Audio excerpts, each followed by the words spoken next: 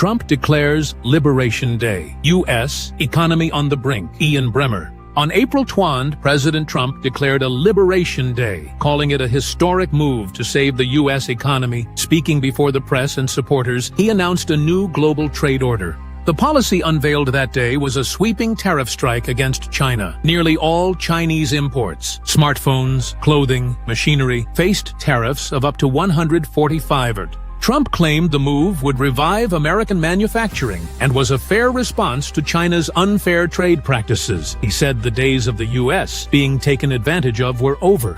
But the tariffs hit American consumers immediately. Prices rose for import-heavy goods, and inflation began rising again. Amazon initially planned to show tariff costs on product prices to improve transparency, but it dropped the plan after strong opposition from the president. The White House called it a deceptive attempt to mislead the public. Amazon reversed its decision, fearing fallout with the administration. China quickly responded with retaliatory tariffs. U.S. agricultural goods, energy, cars, and tech products were all targeted, intensifying the trade war. Apple shifted much of its production to India. Tesla and Nike also began moving operations out of China. Despite forecasting a 5% GDP hit from reduced U.S. trade, China held firm, stating it would not back down first. President Xi said there would be no negotiation unless the U.S. rolled back its tariffs. That statement stalled Washington's strategy. Trump remains confident. He believes the U.S., as the center of the global economy, will eventually bring China back to the table.